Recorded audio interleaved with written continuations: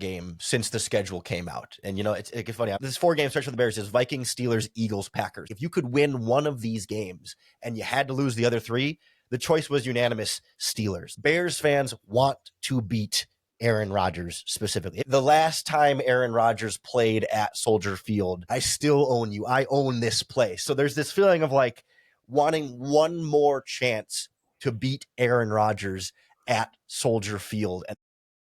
What's going on, everybody? Welcome back to another episode of Steelers Breakdown.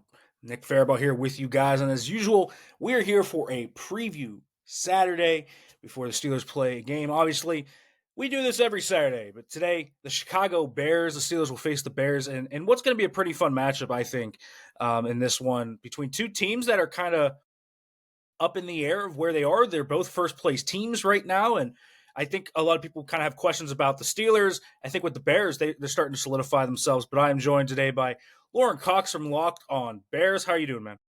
Hey, I'm hanging in there. It's been a fun season, so that makes it a lot easier.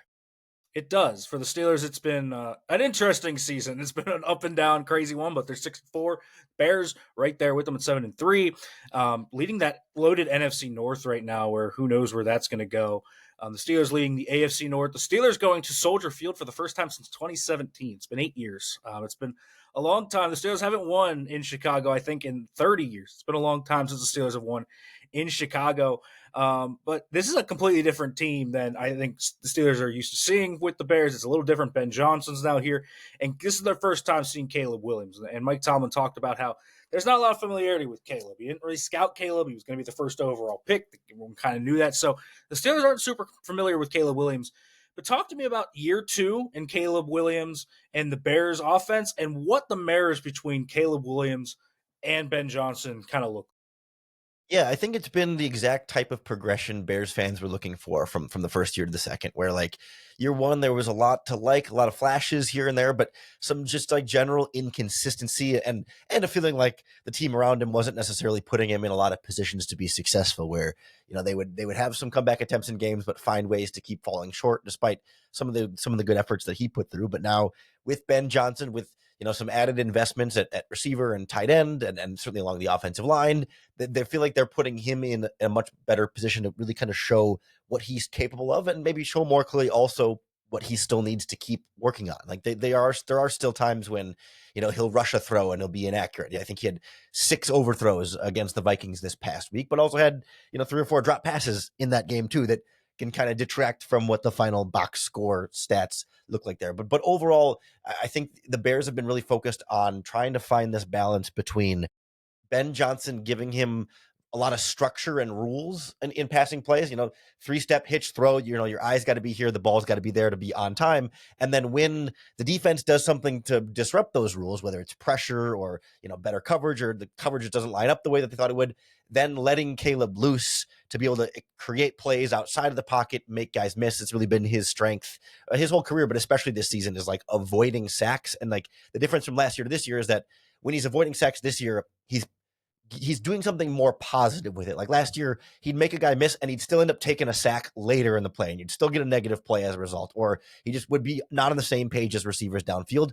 But now you're kind of settling in and getting some of the best of both worlds of operating in structure well, and then when he needs to leave structure, still being able to create something out of nothing. Yeah, you see it. I mean, the time to throw is way high, but the sack avoidance numbers also way high. It's going to be fascinating, I think, to actually watch the Steelers' defensive line against Caleb and this Bears' offensive line. How do you see that playing out? This Bears' offensive line, it's kind of been rebuilt. It's been a pretty solid unit this year. Caleb's done a nice job of avoiding sacks, so the negative plays aren't there. They're not getting behind the sticks a lot. They're staying ahead of the sticks. The Steelers, on the other hand, try to get you behind the sticks, and they have a really good kind of repertoire of rushers between Herbig, Watt, Hayward, Benton, Highsmith, Harmon. It's a deep group. How do you see that matchup playing out, and how do you think Caleb Williams and this offensive line try to attack that unit through the air in this game? Yeah, I mean, I think generally the Bears' offensive line has performed well in a lot of the offensive line metrics. I still feel like they're probably closer to I don't know, average is maybe too harsh, but like this is not an elite offensive line just yet, despite I think some metrics might put them a little bit higher up in that category. There's definitely some level of concern about this matchup with the Steelers. Particularly, the weakness for the Bears is at left tackle, where they've got a second-year former undrafted free agent starting in Theo Benedett, who was not really plan A, B, or C at the start of training camp, but kind of necessitated, and to his credit, has played better than expected, but expectations were rock bottom. So, be better than zero. It can still not be all that good. And he's definitely sort of the weak link there. The interior has really found its groove in the last handful of weeks of kind of getting on the same page. So they brought in 3 brand new players. So it took some time for them all to kind of gel and get on the same page and pass off blocks and communicate effectively.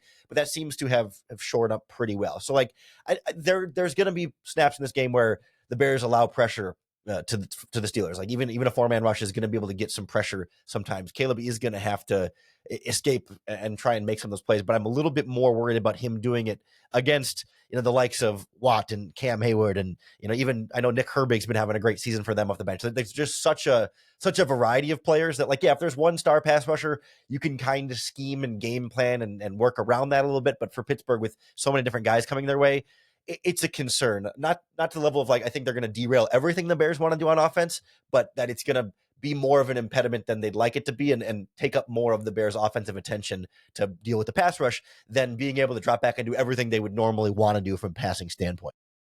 Yep, I'm interested to see how that goes. I think it's one of the fun matchups in this game. But the other one I'm really interested to see is this Bears rushing attack against the Steelers' run defense. Steelers' run defense to start the year was horrible. Over the past few weeks, has not been bad. They're not allowing a ton of explosive runs.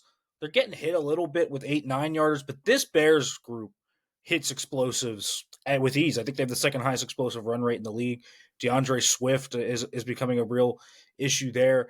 And the Steelers no longer are a single high team. Over the last 3 weeks, they've kind of switched to split safety looks since Jalen Ramsey and Kyle Duggar have taken over at safety. Talk to me about that matchup. What do the Bears do on the ground that makes them so explosive and so effective?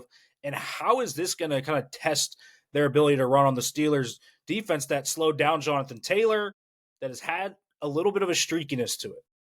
Yeah. So I think the explosive run rate thing for the Bears can be a tiny bit deceiving. They're a good running team, but I think when we think of explosive runs, right, we think the 60-yard breakaway down the sideline. And the Bears don't have a lot of those.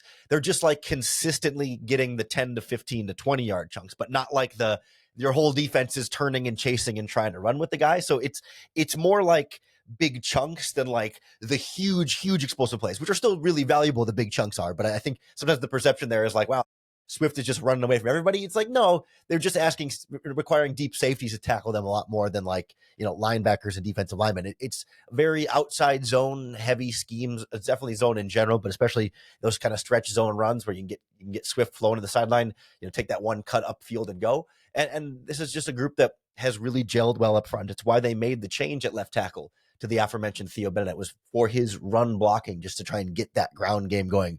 But they've really mastered the timing of how long to stay on the double team blocks at the first level and how quickly to leave those double team blocks to get to the second level to give Swift that extra space to get free. I don't think Swift has been some, top flight NFL running back this season. He's been good, but it's not like he's having some amazing, massive year where he's a breakout candidate who's going to get a huge contract in the future. No, I think he's just been kind of the same guy, but the run blocking has been so consistent and so stellar, especially the last couple of weeks. They've been getting Colston Loveland and Cole Kmet now both healthy and more involved with more 12 personnel to try and open some things up in the ground game. And I'll be curious to see how the Steelers try and match that, whether, they try and load up the box a little bit more and match them with linebackers, or, try and go lighter and say, hey, these are pass catching threats as well. And then how that affects the run game dynamic is a big part of how Ben Johnson's offense operates. Yeah, we don't know what the Steelers are going to be. Over the last 3 weeks, they've done different things. Against the Colts, it was cover 6. Against the Chargers, it was man coverage, blitz rate. This past week, it was a lot of cover 2. Just sit back and try and bracket Chase and Higgins. It's going to be interesting. I'm interested to see that. But let's flip to the other side of the ball now. This Bears defense is fascinating because you see the yards, the points. It's not good. But then you see the turnovers. And they're an opportunistic defense, but they're a defense that's gettable. So just tell me, just first before we dive into the specifics of this defense, what in the world is the story of this defense? What is going on with this unit? Yeah, they're very boom or bust, and something they've kind of had to live and die by for a lot of the season. The big story is that they've had a bunch of injuries across the secondary. Jalen Johnson, their number one cornerback, has hardly played, although, he's in his practice window to potentially come off of injured reserve. We'll see exactly how aggressively they push that timeline. Kyler Gordon's window, also on injured reserve, opened up this week. I don't expect we'll see Kyler Gordon this quickly. Jalen Johnson's a little bit more of a coin flip, but I would imagine they'd lean a little bit more cautious with him than not at this point. But when you have two or sometimes even three backup cornerbacks, life is tough. And then when you combine that with maybe the bigger weakness when healthy is the pass rush. Like if the defense is fully healthy, the pass rush is a much bigger problem. But when the corners are so hurt, then the corners are a bigger problem. The Bears have not been able to consistently pressure with four. So opposing quarterbacks can sit back there and pick apart an injured secondary. And then Dennis Allen will blitz sometimes, and the blitz is pretty effective, but you can only go so far on that. They're not going full Brian Flores, blitzing you 75% of the time like the Bears saw last week against the Vikings. So they kind of have to pick your battles of, do I give my cornerback some extra help in coverage, knowing I'm going to leave the quarterback a bunch of time? Or do I try and get after the quarterback, knowing I'm going to leave backup cornerbacks one-on-one? And their approach to that has varied based on how scared they are of opposing receivers. They go a lot more too deep against Justin Jefferson and Jordan Addison last week, but they'll go a lot more single high when they're playing the Saints or even the the Ravens to some extent. And I'm curious how they view DK Metcalf in this group. Like Metcalf is the kind of guy you don't want to leave too much one-on-one, but I think the rest of this Steelers receiving core strikes me as like a group the Bears could say, hey, we can go more single high, we can load up the box more, we can blitz a little bit more and pick your poison and trust that, hey, Metcalf might get, his 6 catches for 75 yards or whatever, but they can maybe still live with that if, they can get a turnover or two on top of that to kind of flip the tide. Yeah, so that's the interesting thing to me is the Steelers are so turnover laden defensively, plus trying to not turn it over offensively, that I'm interested to see where that goes. But the story of the Steelers offense this year has kind of been the heavy personnel. Basically 7 offensive linemen. I mean, Darnell Washington came out Wednesday and said he's 311 pounds. So Crazy. right, it's crazy, and I'm sure everyone saw him stiff arm and mow through guys. He's just a weapon. But the Steelers love doing this 6th offensive line, really 7 because Darnell's big, where they're bringing Spencer Anderson. Talk to me about how the Bears, if they have seen something like that, kind of a heavy personnel, how they respond to it, especially without the corners. I mean, I think if you have Kyler Gordon and Jalen Johnson in there, it's a little different. But how they kind of respond to a heavy personnel like that, and a team that's going to want to be physical with them. 2 tight ends, 3 tight ends. That's the Steelers' MO. They are tight end multiple, and they go heavy and big. Yeah, I don't think the Bears have faced quite that strong of a tight end dynamic there. I mean, the Raiders did a little bit of that, but they like to split Brock Bowers out pretty wide for them. And the Saints did a little bit of that, but not quite the same caliber of players when you talk about a bottom of the NFL team versus a playoff team like the Pittsburgh Steelers. So this is going to be really interesting to watch, especially because the Bears are so banged up at linebacker right now. TJ Edwards has missed the last 3 games, I think 2 games in a row, at least the last 2 off the top of my head. And he's been a big absence in there. But this week on the injury report, Tremaine Edmonds and Noah Sewell, all 3 of their top 3 linebackers are all on the injury report missing practice. So even if guys like Edmonds and Sewell do still end up playing as expected, they might not be 100% out there. And if the Steelers go heavy and the Bears got to go 3 linebackers on the field, not having TJ Edwards, then you're bringing, a special teams type of player off of the bench into the box in some of those plays. So I don't know how confident Dennis Allen is going to be to do that versus, he loves to go nickel and dime personnel as much as he possibly can and bring extra DBs on the field. So at some point, do they just say, hey, CJ Gardner-Johnson in the slot has been very physical for them and maybe as physical as a linebacker, just not nearly as big or strong as a linebacker. And so can they sort of scheme their run fits in a way where can he just run around Darnell Washington instead of having to kind of run through him or run around a 6 offensive lineman? But it does concern me quite a bit because this has been run defense as a whole hasn't been a weakness of the Bears necessarily. It's been kind of up and down depending on opponent, but just like I think their ability to match bulk for bulk is not a particular strength of theirs right now. And I worry about that wearing down over the course of a 4-quarter game. Yeah, the Steelers are going to try and run the ball, but they have actually slanted more pass heavy. They pass a lot out of that. It's Aaron Rodgers. I mean, you're going to pass a lot, I think, out of that. I'm interested just to get your take on this because right now, when we're recording this is Wednesday, we're recording this. we don't know who the quarterback for the Steelers is going to be. It could be Aaron Rodgers. It could be Mason Rudolph. Um, Talk to me about the history with Rodgers and the Bears. I know the record, but what's just been the recent history there? And what do you think the difference is between someone like Rodgers, who's been quick game, versus someone like Rudolph, who's more of a he stands in there a little more, doesn't try and extend it, and will just kind of go with what he does, point guard the offense.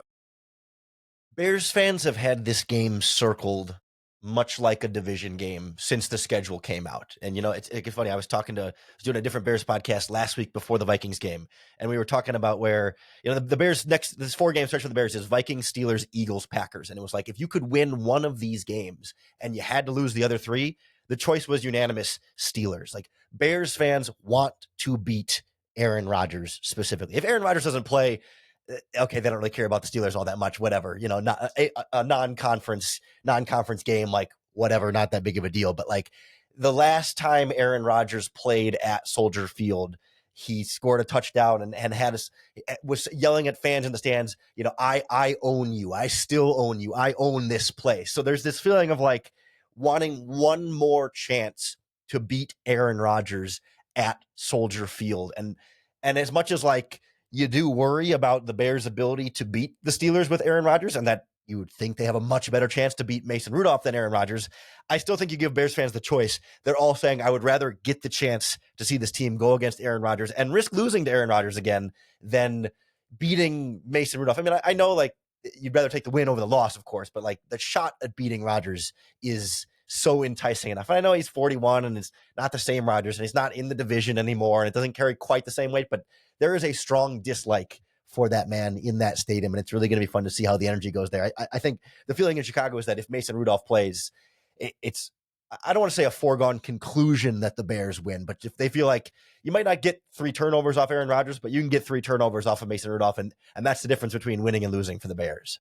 It's kind of crazy because in Pittsburgh, there's legitimately people that think the Rudolph offense is better than the Rodgers offense, which, I mean, we'll see. You know what I mean? I don't get it, but Rodgers has not played well the last 1.5, 2 games. So he's not. You're not getting him on a hot streak, and obviously you might get him with one hand. So we'll see. I think if he talked today, today's Wednesday, as I said, I could tell he wants to play this week. I think there's something there with him as well.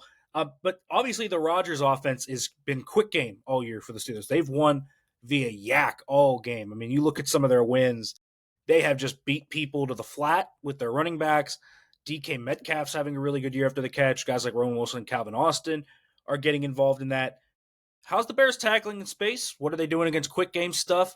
And how do you see them defending that part of the Steelers offense? Because that is the Steelers passing offense. They don't really have a deep passing game, and they don't really have an intermediate passing game. It's the short, quick game stuff. Yeah, I think that approach plays into the Bears' hands well. They generally do, at least in space after the catch, tackle well. I think they've struggled a little bit more like tackling quarterbacks and running backs in the running game sometimes, like not always taking great angles there. But when it's, DBs coming in open space and linebackers and safeties coming over, they've generally done a pretty good job of getting guys down, especially over the last month or so. Now, the caveat there is like, in healthy, the starters have been pretty good at that. And I think the backups have been a lot worse than that. So, if the Bears are down 2 starting linebackers, like their third linebacker, Noah Sewell, who's also injured, has been their worst tackler this season. Like I worry about him being able to come over and make those tackles in space. But TJ Edwards and Tremaine Edmonds are fine. And like CJ Gardner-Johnson, Kyler Gordon, Jalen Johnson, even Tyreek Stevenson, really good physical tacklers in space. But one of their backup cornerbacks, Nick McLeod, has been pretty terrible in that regard. Nashawn Wright, their other backup cornerback, has been pretty up and down. And same with safety. Like Jaquan Brisker's hurt. He's been a pretty good tackler. The backups, Jonathan Owens or Elijah Hicks, not the greatest tacklers. So I think when healthy, the Bears feel pretty good about that. The bigger concerns have been downfield passing and intermediate passing, where just you can find that space between the cornerbacks and the safeties because there's just the cornerbacks have not been able to hold up consistently downfield in coverage. Like there are deep opportunities to be had, but if they don't wait for if Rodgers doesn't wait to take those shots, I think the Bears will take the short passing game all day long. Yeah, we'll see. He's tried to push it down the field a little more recently, but hasn't gone very well. So I'm interested to see how that will go if he plays. Rudolph is more willing to rip those throws. So that'll be an interesting matchup to see if that happens. Last thing I kind of want to ask you, and this is just kind of an overall view, knowing what the Bears do and maybe how the Steelers are stylistically going to match up to them on each side of the ball. What are you worried about, and what do you think the biggest strength is for the Bears in this game? Good. That's a good combination of questions. I think I'm most worried about this Bears defense being able to like sustain stops that they've had multiple games that they've won this season where essentially every drive ends in either points or turnovers. They, against the Raiders, they forced one punt all game. Every other drive was touchdown, field goal, turnover. Against the Commanders and Jaden Daniels, one punt in each of those games, touchdown, field goal, turnover is how they made their stops. And even like 2 weeks ago against Jackson Dart and the Giants, they were struggling to get off the field in that game and struggling to make stops. And I worry about when the level of play goes up from the Giants and the Raiders to the Steelers, and like whether or not the Bears find themselves in this sort of back and forth shootout type of game once again that they have found ways to win, but feels a little bit less sustainable to be able to keep up with there. I think on the reverse side, I feel pretty confident in this Bears offense to be able to adapt to however the Steelers decide that they want to attack them. We've seen Ben Johnson do a pretty good job of not staying one step ahead at all times, but like generally staying one step ahead. Sometimes there's some period where he needs to kind of adjust and they'll start slow or they'll have a slow stretch during a game, but he seems to do a pretty good job of like, okay, figuring out what the other team is doing to attack you and then finding a way to get around it. And I think I've got some pretty good confidence that, last week against the Vikings, they were blitzed on almost 80% of their dropbacks. And outside of some drop passes and some missed deep shots early on, that the offense generally was flowing the way it was supposed to for a lot of that game. And on the other side, like teams that will just sit back and drop 8 in coverage and try and mix up their disguises on the back end, like they found ways to scheme guys open a lot consistently. So I feel good about the Bears being able to, not put up like massive amount of points on the Steelers, but like go shot for shot with Pittsburgh. It's just a matter of like, can this defense make the one or two key stops that it needs down the stretch? Or is that side of the ball going to be constantly looking for answers, especially if they're still injured and banged up? Yeah, we'll see. The Steelers' offense needs to find some answers themselves. They found some last week, but we'll see if they can keep that up. All This right, can Lorin, be thanks for coming on. this can be a get right game for Aaron Rodgers. I mean, he always plays well against the Bears, but especially I think this Bears defense, I would expect Pittsburgh's offense to feel a lot better this week, but I don't know whether that's necessarily going to be sustainable into the next game, but at least this week you can enjoy a little bit of an easier time. They need to find something because they struggled against the Chargers. The Colts game, they scored 27, but the defense forced like 6 turnovers. So that was the defense. And then this past week, before Rodgers went out, I mean, they only had 10 points at the half. They didn't really light it up against the Bengals defense to start. Then the second half came, and then they did. So it looked better. We'll see where the Steelers' offense can go. I'm really interested to see. This has to be a get right game for them. But Lorin, thanks for coming on, man. Let them know where you can watch you, follow you, read your stuff. All. Yeah, of course. I really appreciate you having me. Happy to do it anytime. You can follow me on Twitter at Cox Sports One. I always say it's like Fox Sports One, but with a C. And you can hear me 5 days a week over on the Locked On Bears podcast on YouTube or wherever you get your podcasts. And most of the time, I don't sound nearly as sick as I do right now, so it should be better than this the majority of the time. Make sure to go check his stuff out if you want perspective for the Bears side of things this week, guys. He has great stuff. For me, make sure to follow me at Farabaugh FB on Twitter, and you can read the stuff at penlive.com/Steelers. Thanks for watching, everybody, and we will be back after the game tomorrow.